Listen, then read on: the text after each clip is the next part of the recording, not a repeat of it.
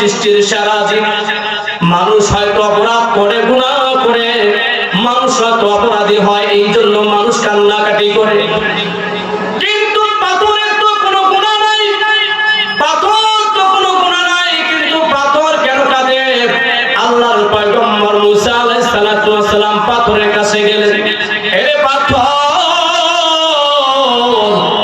তোমরা কেন কাঁদতেছো তোমাদের কি অপরাধ তোমাদের তো কোনো অপরাধ না তোমরা কেন কাঁদিতেছো আমার কাছে বলো পাথর জবাব দেয় এরে পয়গম্বর আপনি কি জানেন না আল্লাহ রাব্বুল আলামিন দুটি বস্তুকে জাহান্নামের লাকড়ি বানাবেন জাহান্নামের ইন্ধন বানাইবেন আপনি কি জানেন না দুটি বস্তুর মধ্যে একটা হলো আমরা পাথর আর একটা হলো মানুষ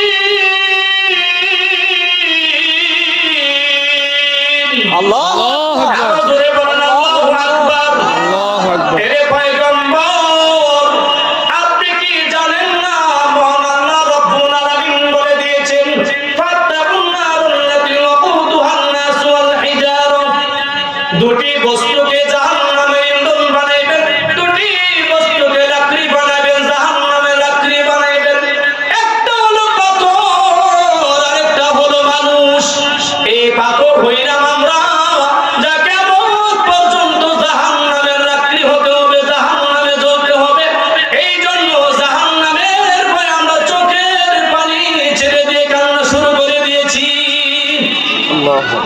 মুসা আলাইহিস সালাতু ওয়াস সালাম সাথে সাথে সিজদা করে গেলেন আল্লাহু আকবার বলেন আল্লাহু আকবার মুসা আলাইহিস সালাম বলেন সিজদায় গিয়ে বলেন প্রভু গো এই পাথর তো কোনো গুনাহ করে নাই এই পাথরের তো কোনো অপরাধ নাই তারপরও কেন আপনি পাথরদেরকে জাহান্নামে লাকড়ি বানাইবেন আপনি কি পারেন না জাহান্নাম থেকে তাদেরকে মুক্তি দিতে জাহান্নামের আগুন থেকে তাদেরকে মুক্তি দিতে এমনি হযরত মুসা আলাইহিস সালাতু ওয়াস সালাম সিজদায় পড়ে উত্তপ্ত বালুর মাঝে প্রচন্ড রৌদ্রের মাঝে কোনো ছায়া নাই কিছুই নাই প্রচন্ড রৌদ্র তাপ গরম আবার নিচে বালু এমন অবস্থায় সিজদায় পড়ে কান্নাকাটি শুরু করে দিয়েছে পয়গম্বর মুসা আল্লাহ রাব্বুল আলামিন ডাক দিয়ে বলেন হে মুসা আপনি আর কান্দেন আপনার কান্না আমি আল্লাহ সহ্য করতে পারি না আপনি সিজদা থেকে মাথা উঠান আমি ওয়াদা দিলাম আজ থেকে কিয়ামত পর্যন্ত আমি পাথরের জন্য জাহান্নামকে হারাম করে দিলাম সুবহানাল্লাহ এখন মুসা আলাইহিস সালাতু ওয়াস সালাম সিজদা থেকে উঠছে ওইটা দেখে আঘাত দেয় ওই যে ঝর্ণা দিয়ে যে পানি পড়ে জীবনে কে কে গেছেন পাহাড়ে ঝর্ণা করে কে কে গেছেন যাক কয়েকজন গেছেন আমিও গেছি আলহামদুলিল্লাহ যা আপনাও গেছিলাম গত বছর সিলেট পাহাড় থেকে যে ঝর্ণা থেকে যে পানিগুলি পড়ে এখানে অনেক যুবক যুবতীরা যায় এমনও যুবক যুবতী আছে অর্ধ উলঙ্গ হইয়া গোসল করতেছে মাথায় এইভাবে দিয়া হ্যাঁ ঝর্ণা পানি পড়ে আনন্দ ফুর্তি করতেছে কিন্তু কোন দিন যদি তারা জানতো তারা বুঝতো যে পানির তলে এই ঝর্ণার তলে আমি মাথা দিয়ে পানি নিয়ে আনন্দ করতেছি অর্ধনঙ্গ হয়ে যদি তারা বুঝতো যে এই পানি কোথায় থেকে আসতেছে কিয়ামত পর্যন্ত মনে হয় সেখানে যেত না ঠিক কিন্তু তারা তো দেখে না আমরা তো দেখি না দেখি না ওরা যে কান্না কাটতে মানে অর্থাৎ পাথর থেকে যে ঝর্ণা দিয়ে পানি পড়তেছে আসলে এটা দেখতে পানি কিন্তু এটা পাথরের চোখের পানি কিসের পানি চোখের পানি জীবনে শুনছিনি মনে হয় না আমি জানি না শুনছেন কিনা এটা পাথরের চোখের পানি শুনে নেন এখন মুসা আলাইহিস সালাতু ওয়াস সালাম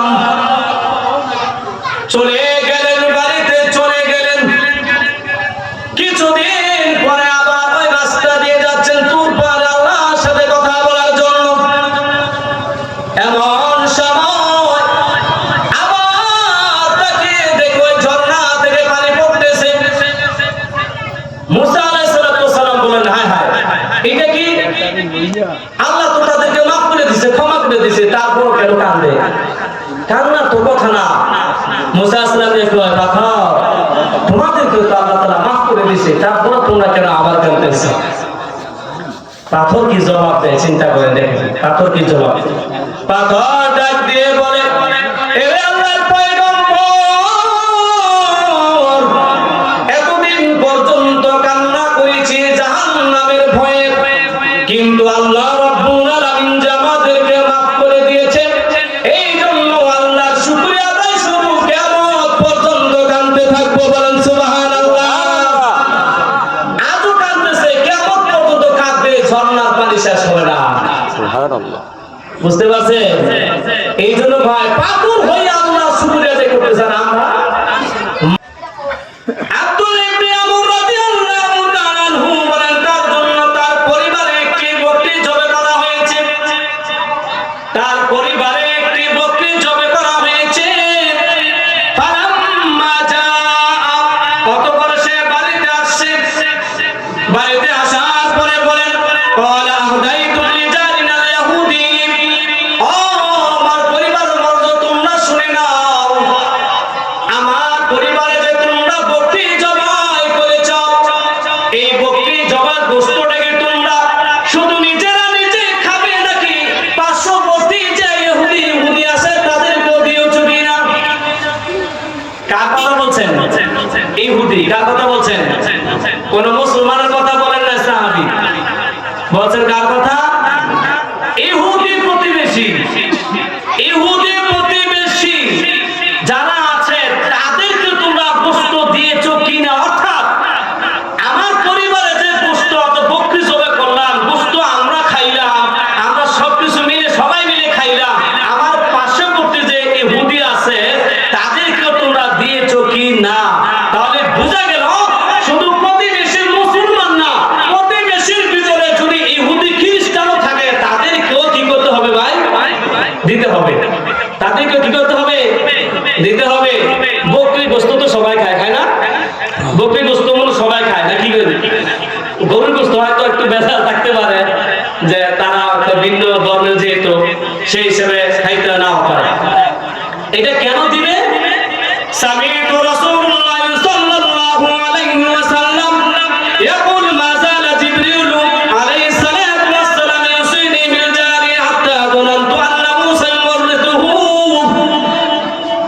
তিনি বলেন, আমি আল্লাহ নবীকে বলতে শুনেছি, আল্লাহ নবীকে বলতে শুনেছি জিবরাইল আলাইহিস সালাতু ওয়াস সালাম আমার কাছে এসেছেন।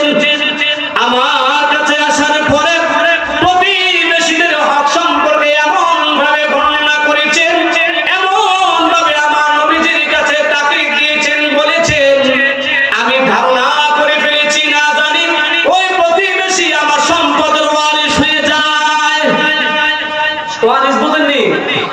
আপনার বাপ-দাদার সম্পদ যেরকম ভাবে আপনি পাবেন, না জানি প্রতিবেশীও আমার কাছে হক দাবি করে ফেলে। এই ধারণা নবীজি এই ধারণা করে বলেছেন। তাহলে এই হাদিস দেয়া গুরুত্ব বুঝাইছে, তাকে বুঝাইলো যে একজন প্রতিবেশী যে কতটুকু গুরুত্ব। এই প্রতিবেশী কতটুকু পর্যন্ত সীমানা, এটা আমরা হয়তো জানি না। আমরা শুধু জানি আমাদের প্রতিবেশী আছে, ভাই বোন, চাচা চাচি, দাদারা আছে, চাচারা আছে, ওরা মনে আমার প্রতিবেশী। হয়তো আশেপাশে যে ঘর আছে আমার মনে হয় এরা শুধু প্রতিবেশী, কিন্তু না, প্রতিবেশী কতটুকু সীমানা পর্যন্ত প্রতিবেশী এটা আমাদের জানা থাকতে হবে ভাই। তাহলে আপনার প্রতিবেশীর হক আদায় করতে আপনার কি হবে? সহজ হবে। ইমাম হাসান রাদিয়াল্লাহু তাআলা আনহু, ওনাকে জিজ্ঞাসা করা হয়েছিল যে প্রতিবেশীর হক কতটুকু পর্যন্ত, সীমানা কতটুকু পর্যন্ত?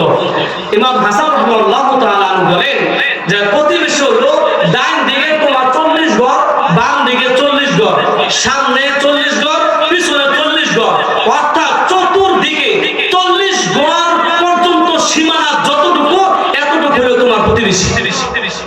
এতটুকু হলো কি তোমার প্রতিবেশী। তাহলে বুঝতে পারছেন তো প্রতিবেশী কতটুকু সীমানা? মানে সাধারণভাবে যে ঘরগুলি হয়, এই ঘর মনে করে একজনের ঘর, এখন বলতে পারে হুজুর আমার প্রতিবেশী এখানে ঘর আছে, ওই 2 মাইল ভাড়া গিয়ে বাড়ি করছে, ওটা আমার প্রতিবেশী নাকি?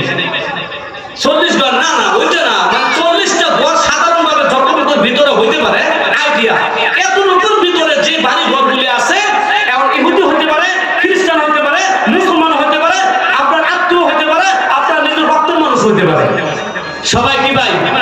প্রতিবেশী। সহিহ ইবনে হিব্বান কিতাবের মধ্যে আসছে 4032 নম্বর হাদিসে, আন সাদ ইবনে আবি ওয়াক্কাস রাদিয়াল্লাহু তাআলা আনহু قال قال رسول الله صلى الله عليه وسلم اربع من السعاده المرأة الصالحة الجار الصالح المساكن الواسع الملك الحانف। সাদ ইবনে আবি ওয়াক্কাস রাদিয়াল্লাহু তাআলা আনহু বলেন, আল্লাহর নবী বলেন, আল্লাহর নবী বলেন, চারজন ব্যক্তি হলো সৌভাগ্যবান। সৌভাগ্যবান ব্যক্তি কয়জন? এই চারজনের মধ্যে আপনি আছেন না আমি আছি, এটা এখন বুঝতে পারবেন। চারজন ব্যক্তি হলো সৌভাগ্যবান। এক নাম্বার হলো, আল্লাহর নবী বলেন, আল মারআতুস সালিহ, যেই পরিবারে, যেই সংসারে, যেই পরিবারে নেককার স্ত্রী থাকে, সেই পরিবারে সেই স্বামী হলো সৌভাগ্যবান। এক নাম্বার কি বলছি ভাই? আল মারআতুস সালিহ, যেই পরিবারে, যেই সংসারে, যেই ঘরে একজন নেককার স্ত্রী থাকবে, সেই হলো সৌভাগ্যবান। আল্লাহু আকবার বলেন। আমার কথা কি বুঝতেছেন? দুই নাম্বার হলো, এক নাম্বার হলো পরিবারের মধ্যে স্ত্রী যদি নেককার হয়। দুই নাম্বার আল জারুস সালিহ, যার প্রতিবেশী ভালো হয়, নেককার হয়। প্রতিবেশী যার ভালো রে ভাই, সেই ব্যক্তি শান্তিতে থাকতে পারে। আর যদি প্রতিবেশী খারাপ হয়, উল্টা পাল্টা হয়, তার মতো অশান্তিতে কেউ থাকে না। আছে না নাই? আমাদের সমাজে হয়তো নাও থাকতে পারে, আছে প্রতিবেশী অতিষ্ঠ জ্বালায় শান্তি নাই। আল্লাহ নবী বাতলে দিতেছেন, বলে দিতেছেন, কি করলে তোমার প্রতিবেশীদের সাথে মহব্বত ভালোবাসা বাড়বে, আর কি করলে তুমি তাদের শত্রু থেকে বাঁচতে পারবে, আর কি করলে তোমার মহব্বত ভালোবাসা তাদের প্রতিও থাকবে, তোমার প্রতিও তাদের প্রতি ভালোবাসা থাকবে। এই নবী যেগুলো বিস্তারিত বলে দিতেছেন, আপনারা আমাকে বলে দিচ্ছেন, যাতে করে আমরা প্রতিবেশীর একজন আরেকজনের প্রতি মহব্বত ভালোবাসা নিয়ে আমরা চলতে পারি। তিন নম্বর হলো আল মাসকানুল ওয়াসি', যার ঘর প্রশস্ত, অর্থাৎ ঘরে অনেক জায়গা আছে, মানুষও আছে, জায়গাও আছে। এখন তাই সেই ব্যক্তি সৌভাগ্যবান না, আলহামদুলিল্লাহ আমার 6টা ছেলে মেয়ে আছে, সন্তান আছে, আমার থাকার কোনো সমস্যা হয় না। আর যে পরিবারের মধ্যে মনে করেন 10 রুম, একটা রুম, খোলাপন 7 রুম, এই ব্যক্তি কি অশান্তির মধ্যে থাকবে চিন্তা করে দেখেন। স্বামী স্ত্রী তো শুধু বিবেচনা থাকা, যেরকম ঠিক কিনা? তাহলে প্রশস্ত ঘর যার আছে, বাড়ি আছে, আপনি যেমনই আছেন, আপনি যেমনই আছেন, ঘরটা যদি একটু থাকার মতো পরিবেশ থাকে, তাহলে আপনি সৌভাগ্যবান। আরেকটা হলো 4 নম্বর আল মারকাবুল হানিফ, যার বাহন, যে যেটা দিয়ে সে চলাফেরা করে। আপনার সাইকেল দিয়ে চলাফেরা করে, আপনার সাইকেল যদি নষ্ট থাকে, আপনার যদি থাকে সাইকেল নষ্ট, মনে করবেন কষ্ট, ধরে বলতে কিনা। আর যদি মোটরসাইকেল থাকে, যদি 2 দিন পর পরে টায়ার পাল্টা লাগে, টিউব পাল্টা লাগে, পিস্টন পাল্টা লাগে, তাহলে অশান্তির শেষ নাই। এরপরে মাইক্রো চালাবেন, মাইক্রো নষ্ট হয়ে যায়। আর ঘোড়া চালাবেন, ঘোড়া নষ্ট, ঘোড়ার সমস্যা। মানে এক কথা, আপনি যেটা দিয়ে চলবেন, চলাফেরা করেন, সেই বাহন যদি ভালো থাকে, তাহলে আপনি সৌভাগ্যবান। আল্লাহ নবী, বিশ্ব নবী রাহমাতুল আলামিন বলেন, আল্লাহি লা ইউমিন, আল্লাহি লা ইউমিন, আল্লাহি লা ইউমিন। আল্লাহ নবী হাদিসের মধ্যে 3 বার কসম খেয়ে বলেন, ওই ব্যক্তি প্রকৃত মুমিন হতে পারে না, ওই ব্যক্তি প্রকৃত মুমিন হতে পারে না, ওই ব্যক্তি প্রকৃত মুমিন হতে পারে না। ইলা ওয়া মান ইয়া রাসূলুল্লাহ, সাহাবায়ে কেরাম জিজ্ঞাসা করেন, ও নবীজি,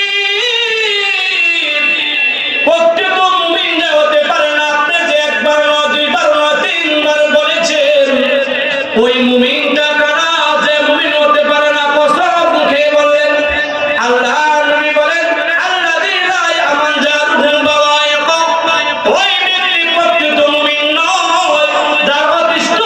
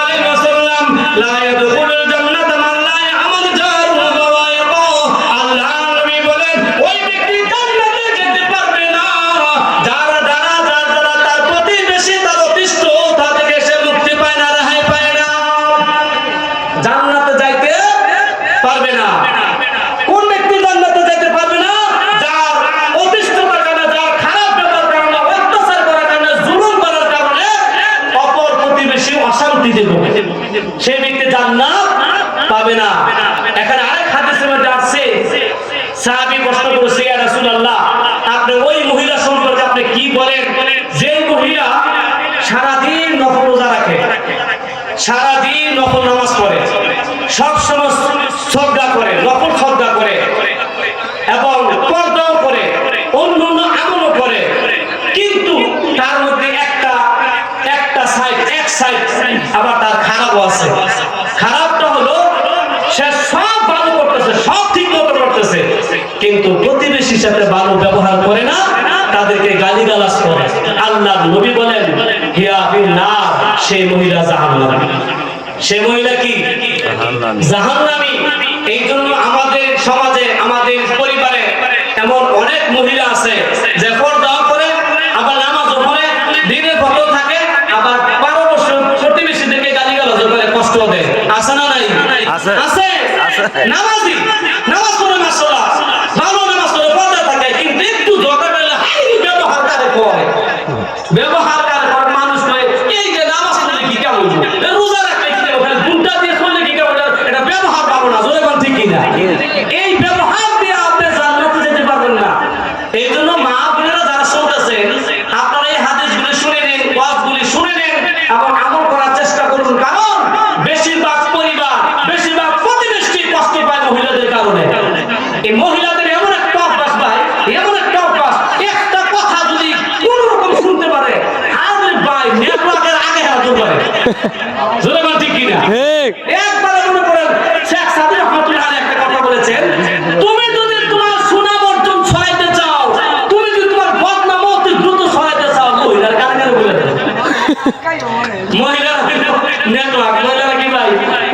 না না না না, মাশাআল্লাহ। আবার এমনও মহিলা আছে, এমনও মহিলা আছে যে মহিলার কারণে আল্লাহ কোরআনের আয়াত নাযিল করেছেন। সুবহানাল্লাহ। তো যাই হোক, এখন আমরা 10টা আল্লাহ নবী হাদিসের মাধ্যমে 10টা প্রতিবেশীর হক আছে। কয়টা হক আছে ভাই? এই 10টা হক যদি আপনি আদায় করেন, তাহলে আপনি প্রকৃত মুমিন। আর যদি এই 10টা হক আপনি আদায় না করেন, আপনি মুমিন না, মুমিন না, মুমিন না। কার কথা? নবীজির কথা। এখন 1 নাম্বার হলো আল্লাহ নবী বলেন ইদাস্তানাতা ফান্তা। আল্লাহর নবী বলেন কোন ব্যক্তি যদি তোমার কাছে কিছু সাহায্য চায়, তাহলে তুমি তাকে সাহায্য করবা। এটা হলো এক প্রতিবেশী আরেক প্রতিবেশীর প্রতি হক বা দায়িত্ব বা কর্তব্য। 1 নাম্বার হলো তোমার কাছে যদি তোমার প্রতিবেশী কোনো কিছু সাহায্য চায়, তাহলে তুমি তাকে তোমার সাধ্য অনুযায়ী সাহায্য করবে। কি করবে? সাহায্য করবে। 2 নাম্বার হলো কোন প্রতিবেশী যদি তোমার কাছে কোনো ঋণ চায়, তাহলে তুমি সুবিন তাকে ঋণ দিয়ে দিবা, অর্থাৎ কর্জে হাসানা দিবা। এখন তো ভাই আমাদের সমাজ এমন পর্যায়ে চলে গেছে, কর্জে হাসানা তো আমরা জীবনে চোখেই দেখি না, শুনি না। এখন সুদ আর সুদ ছাড়া কেউ টাকা পয়সা হাওলাত দেয় না। এই জোরে বলতে কিনা? কত প্রতিবেশীর হক হলো, আপনি আমি বিপদে পড়েছি, আমার প্রতিবেশী বিপদে পড়েছে, বিপদে পড়ে আপনার কাছে গেছে, ভাই আমি খুব বিপদে পড়ছি, বিপদে পড়ে তোমার কাছে আসছি, আমাকে যদি তুমি 1000 টাকা দিতে একটা সপ্তাহের জন্য, কর্জে হাসানা, আমার অনেক বড় ফায়দা হইতো। ওই সময় যদি আপনি ঘরে টাকা রেখে আপনি মনে করেন যে আসছে, আরে বেচারা বিপদে পড়ে আসছে, আমার টাকাটা তো পড়ে দিয়েছে, আমার টাকা তো পড়েই থাকবে, তো দেই এই বেচারাকে উপকার হোক। এই কথা ঠিক কিনা?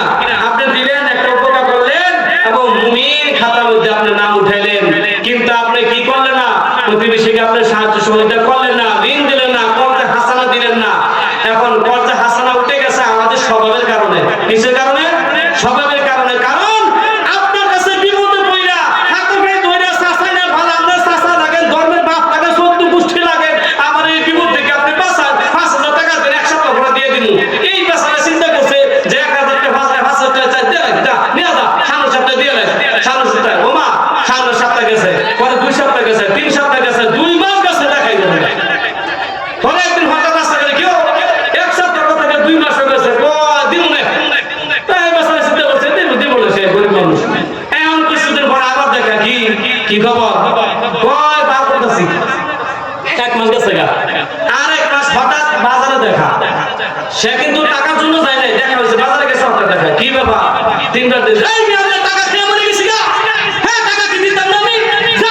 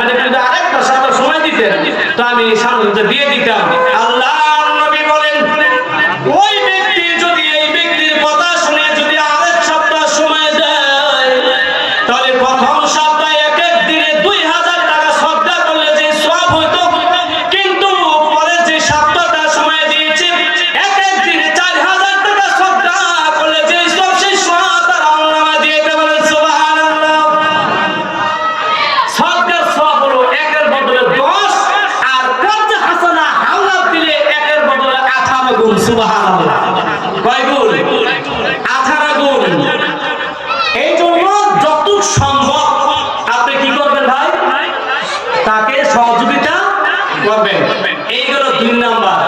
3 নাম্বার হলো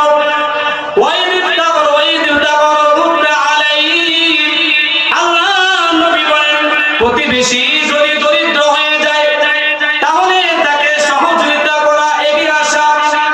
এখন আগে ছিল ধনী, এমন পরিবার আছে মধ্যমপন্থী পরিবার, 3টা পরিবার হয়, একটা হলো গরিব পরিবার, আরেকটা হলো মধ্যমপন্থা পরিবার, আরেকটা হলো ধনী পরিবার। মধ্যমপন্থা পরিবার সবচেয়ে অসহায়, জোরে কোন ঠিক কিনা? বড় লোক একদিকটা ঠিক আছে, গরিব একদিকটা ঠিক আছে। গরিবের তো আমরা যারা গরিব আছে মনে করেন আমাদের তো শরম নাই, তো গিয়ে মনে করেন হাত পেতে নাই।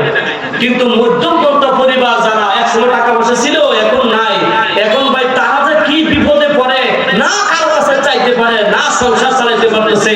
এই সময় নবীজি বলেন তুমি যদি তাদেরকে খোঁজ খবর নিয়ে তাদেরকে তুমি সহযোগিতা করতে পারো তাহলে তুমি প্রকৃত মুমিন। তাহলে 3 নাম্বার গেল, দরিদ্র ব্যক্তি যদি কোন সময় প্রতিবেশীর কাছে যায় সাধ্য অনুযায়ী কি করা ভাই? সাহায্য সহযোগিতা করা। 4 নাম্বার হলো যখন কোন ব্যক্তি অসুস্থ হয়ে যায়, কোন প্রতিবেশী বাড়ির কোন মানুষ, চাচা ভাতিজা আত্মীয় স্বজন যারা আছে, পার্শ্ববর্তী লোকের মধ্যে যদি কোন ব্যক্তি অসুস্থ হয়ে যায় আল্লাহ নবী বলেন তাহলে তুমি তাকে দেখতে যাইবা, তোমার এটা হক। এখন দেখবেন যদি মহব্বত ভালোবাসা থাকে তো যায়, আর যদি রাগ থাকে মুখটা বেজা করে আর ব্যাগ বুঝলে কোন ঠিক কিনা? আর দোয়া করে উল্টা না না, নবীজি বলছেন তোমার প্রতিবেশী অসুস্থ, তুমি সংবাদ পাইছো, তুমি দূরে থাকো, সাধ্য অনুযায়ী তুমি তোমার খোঁজ খবর নাও। তুমি যদি নাও আসতে পারো, অনেক ফোনের যুগ, ইন্টারনেটের যুগ, যেরকম ঠিক কিনা? তুমি যদি তাকে, তুমি মনে করো তোমার সাথে তার শত্রুতা আছে, শত্রুতা থাকতে পারে, মানুষের প্রতি মানুষের শত্রুতা থাকতেই পারে। এখন শত্রু কোনো কারণে, কিন্তু হঠাৎ করে সেই লোকটা অসুস্থ হয়ে পড়ে গেছে, বিছনায় পড়ে আছে, আপনি সংবাদ পাইছেন কারো মাধ্যমে, এই তোমার চাচা তো অসুস্থ, তুমি কি খোঁজ খবর রাখো? হ্যাঁ হ্যাঁ, কয় কি আমার চাচা অসুস্থ? তুমি যদি এই সময় যদি তুমি ফোনের মাধ্যমে, তুমি আসতে পারো না, চাকরি করতেছ, অন্তত ফোনের মাধ্যমে তুমি যদি সালামটা দাও, কে তুমি, যে চাচা আমি তো মুখ, দেখবেন সে চাচা মনের আনন্দে চোখের পানি ছেড়ে দিব। হ্যাঁ ভাই রে, যে বাতিজার আমি গালিগালাজ করলাম, যে বাতিজার আমি অত্যাচার করলাম, সেই বাতিজা আজকে আমার খোঁজ খবর নিছে। এই যে একটা আগে যে যা মনের মধ্যে যা ঘৃণা ছিল